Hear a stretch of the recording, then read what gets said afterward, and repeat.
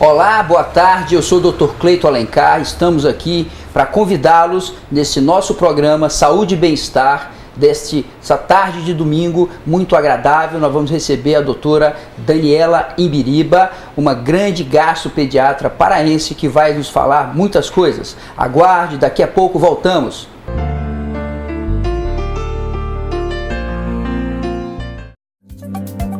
Neste domingo, programa Saúde e Bem-Estar com o Dr. Cleiton Alencar. Qualidade de vida é esse equilíbrio, é essa mudança, essa aceitação. Dicas de saúde, alimentação, exercício físico, tudo isso e muito mais no programa Saúde e Bem-Estar. Com o Dr. Cleiton Alencar, domingo das 14h30 às 15 horas. Imperdível.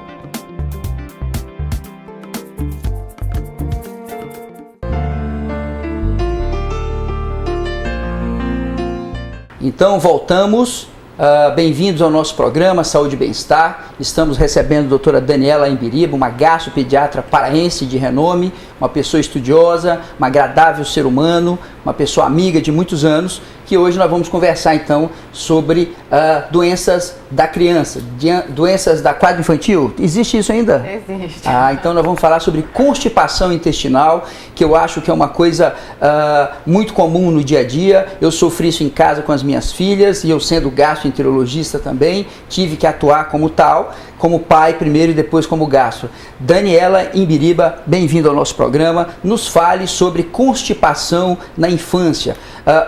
Qual é o conceito de constipação, prisão de ventre, para o nosso telespectador entender lá na sua casa? Bem, obrigada pelo convite mais uma vez. E a constipação intestinal funcional, a gente vai tentar falar mais sobre a funcional, que é a mais frequente na criança e é um dos problemas mais frequentes nos consultórios, né, de pediatria e de gastropediatria. Quanto à conceituação da constipação, se a gente for fazer uma pesquisa, cada um vai conceituar conceito de um jeito, diferente, né? Mas vamos considerar como sendo aquele número de evacuações reduzidas, né, 2 vezes ou menos durante a semana, ou aquelas crianças que têm fezes muito calibrosas, que chegam a entupir vaso sanitário, certo, ou com dor evacuatória, dor abdominal crônica, ou fezes que são as bolinhas, muitas vezes, né, que as mães falam, parece cabritinho, são aquelas bolotinhas. E então é um conjunto de sintomas que vai caracterizar o quadro de constipação. Agora, é muito importante a família estar atenta aos sinais de constipação, porque a maioria começa ainda no primeiro ano de vida. Perfeito. E muitas vezes aquilo vai se protelando, é normal, vem as receitinhas caseiras, os chás, o óleo doce, e não vai se tratando de forma adequada. Causa mesmo, né? Existem as constipações que são orgânicas, em que existe uma causa ou uma anomalia anatômica ou uma doença de base provocando aquela constipação. Certo. Nesses casos, a gente parte para exames específicos para tratar a causa. Mas a grande maioria, mais de 90% das constipações são de causa funcional. Falta de comer verdura, legumes e frutas. Melhor alimentação, né, de fibra, ingesta de líquidos, isso tudo é importante. E a identificação precoce é muito importante para que não cronifique. Muito bem. Então você que está em casa, a doutora Daniela está explicando para a gente o que é a constipação intestinal da criança. Lembra você que ela acabou de dizer que pode se iniciar no primeiro ano de vida, né? Aquela criança que não tem aquela evacuação satisfatória, que evacua 2, 3 vezes por semana no máximo, que incomoda bastante a sua evacuação. Então, mãezinha, preste bem atenção no seu neném, na sua criança em casa, sobre a constipação. Porque nós vamos comentar agora com a doutora Daniela sobre a alimentação. Eu sou lá do interior de Goiás, mudei para cá há 30 anos e eu notei uma coisa muito interessante na dieta do paraense. A quantidade de fibra muito baixa. Lá em Goiás, cada esquina tem uma uma hortifruti que vende R$10, você compra um monte de verdura, legumes, frutas, um monte de lugar tem horta. Já em Belém não era assim, eu tinha dificuldade de achar um alface de qualidade, um brócolis, um aspargo. E me formei, me casei. Tive 2 filhas. A minha primeira filha, a Samélia, tem 7 anos que a Dani conhece. Aos 2 anos eu observei que ela estava muito constipada. E eu não prestava atenção na alimentação dela. E pasmem vocês, a causa da alimentação em casa era a falta de fibras. E eu tive que atuar, e a minha filha comia agora o que eu comia: verdura, legumes, frutas, brócolis, e isso ajudou a minha filha a sair da constipação. Hoje ela é saudável, graças a Deus, aos 7 anos. Mas o que eu observo é que nas famílias paraenses, a causa da constipação da criança, assim como a causa da obesidade da criança, são os pais. Me perdoa o papai que está lá em casa, eu sou pai, respeito a todos vocês, mas escutem bem, a culpa é nossa. Temos que olharmos no espelho e ver que estamos passando os nossos maus hábitos para os nossos filhos. E esses maus hábitos originam doenças. Uma delas, a obesidade, que a gente vê quase todo domingo aqui com a gente. E também a constipação, que a Dani falou. O problema da constipação, a Dani vai poder discorrer melhor, é que cronicamente, a longo prazo, ela pode originar doenças gravíssimas, já quando a pessoa tiver com 50, 60 anos de idade. Então, Dani, quais são as principais causas da constipação até os 10 anos de idade? Por favor, Dani.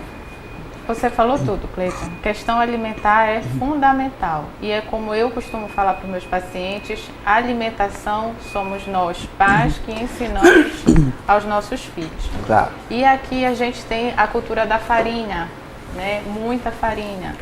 Tem criança que só come com farinha, ou depois que come é o açaí com farinha.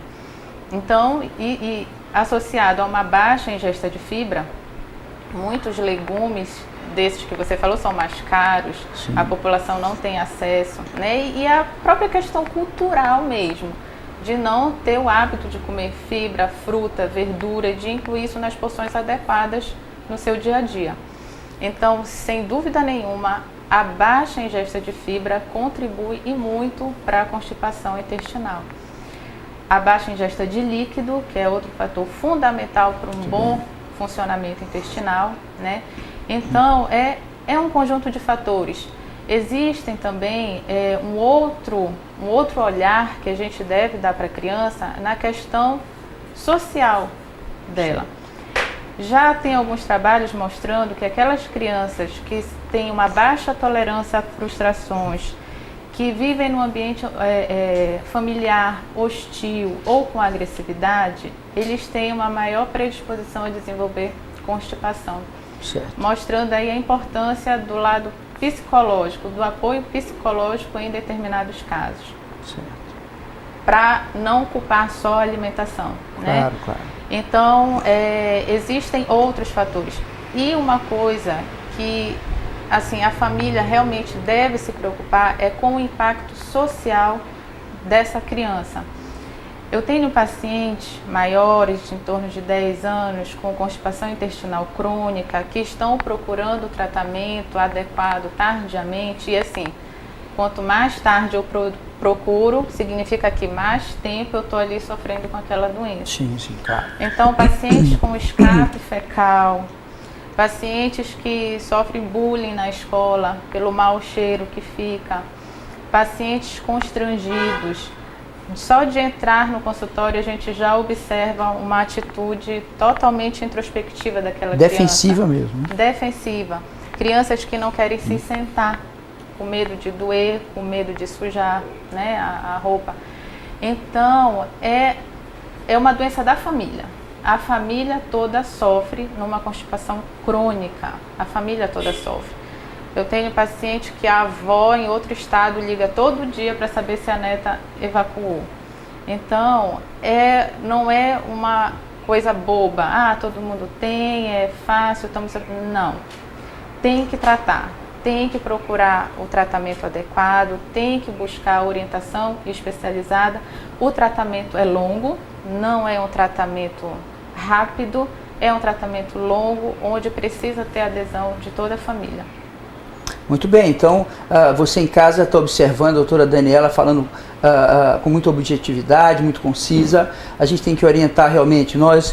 Eu tenho uma ideia, hoje o conceito de saúde é um equilíbrio, né? Físico, mental, espiritual. E claro que uma criança, ela responde de maneira muito mais física do que até um próprio adulto às suas frustrações, aos seus medos, aos seus anseios, né?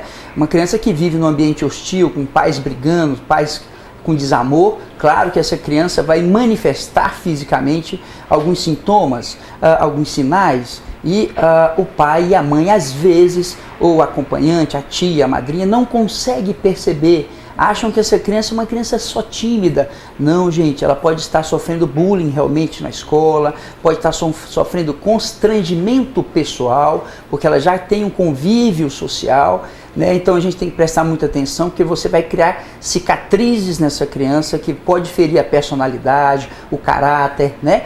Pode formar uma criança com atitude retraída, defensiva, uma criança medrosa, que vai ter muito medo da sociedade, de se inserir. Isso vai gerar muitos problemas para essa criança quando ela for adulta. Então nós temos que atuar em cima da família, temos que conversar com os pais, temos que chamar a família. Dani, eu acho que é muito grave o problema, uma simples constipação, que às vezes a gente nem valoriza tanto no consultório. Nós somos produtos de várias coisas, né? Espiritual, precisamos do equilíbrio.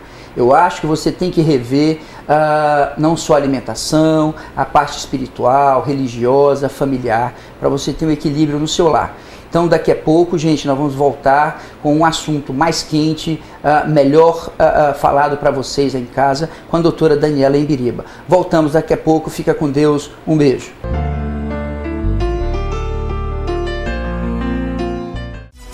Seu material esportivo de alta performance e tecnologia tem endereço certo. Loja Adidas Performance, no Shopping Boulevard. Materiais esportivos, masculino, feminino e infantil. Tudo com exclusividade e originalidade da marca Adidas. Nas linhas de treino, corrida, futebol e casual. Loja Adidas, no 3º piso do Shopping Boulevard. Aguardamos por você.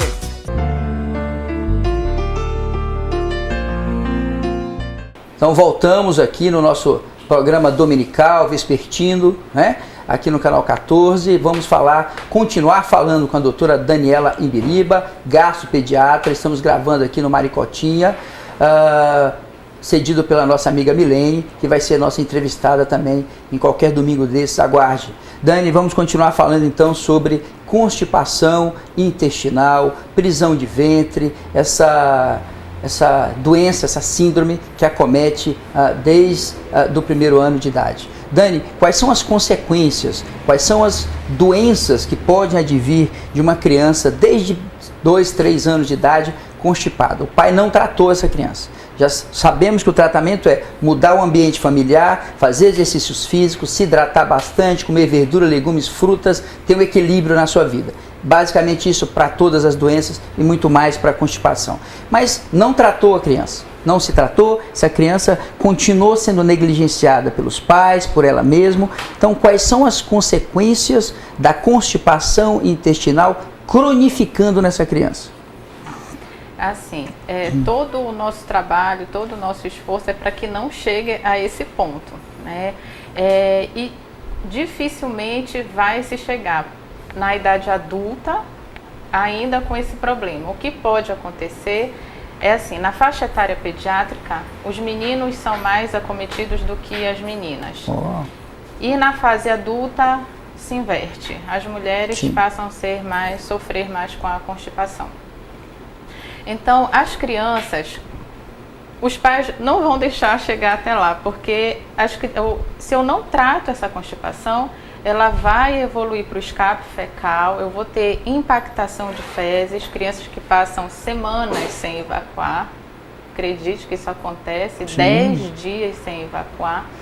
E por esses transtornos do escape fecal, a dor abdominal e todos esses transtornos, 1 hora antes da vida adulta, essa criança acaba tendo um atendimento médico.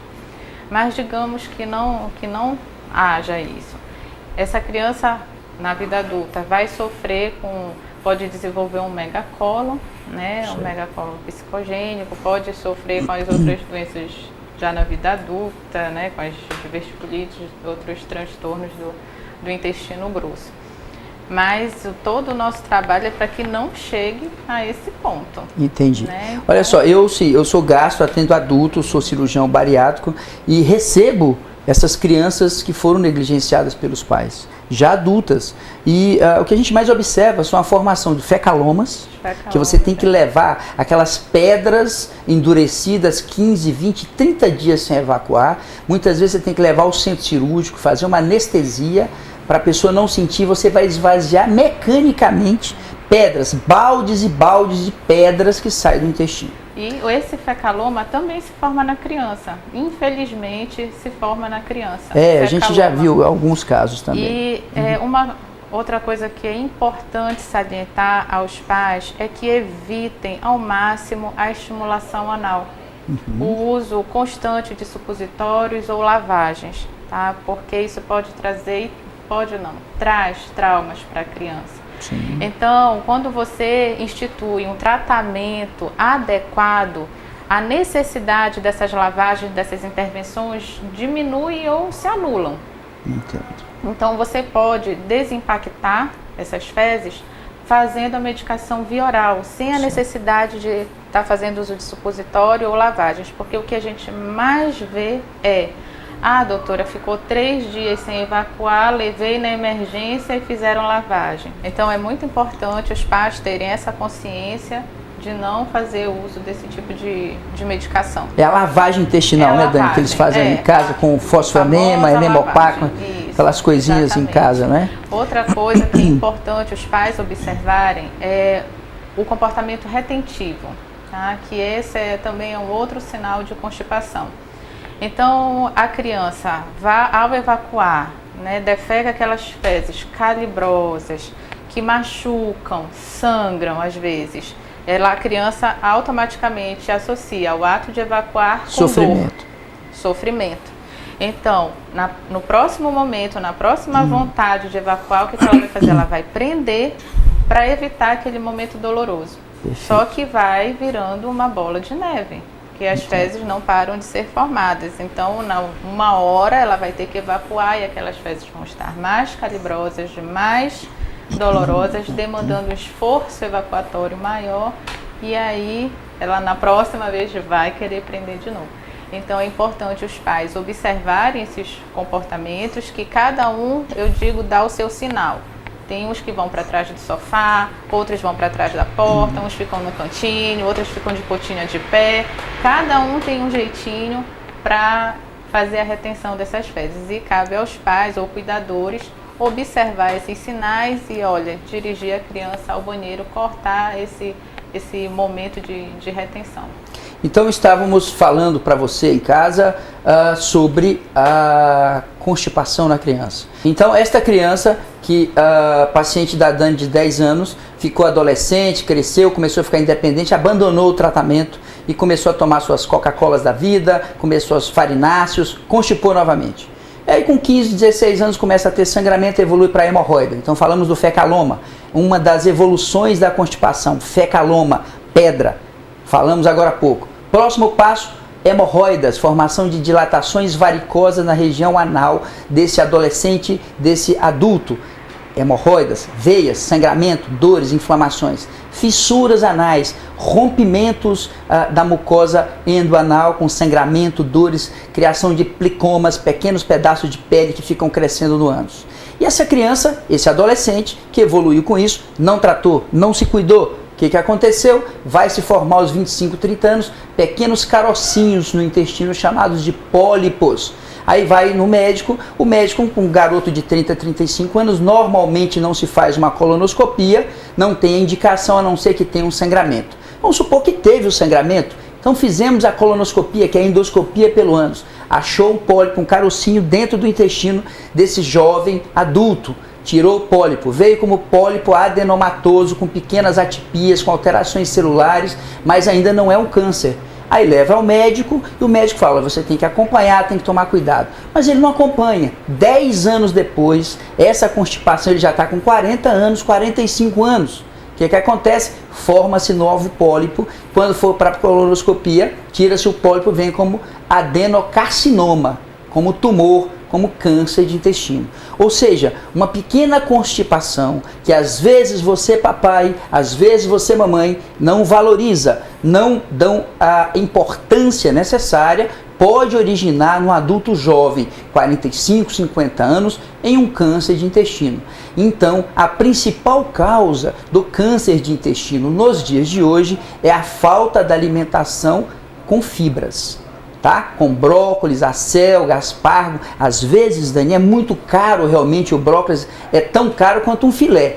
Come jambu. Sim. Jambu é maravilhoso, né?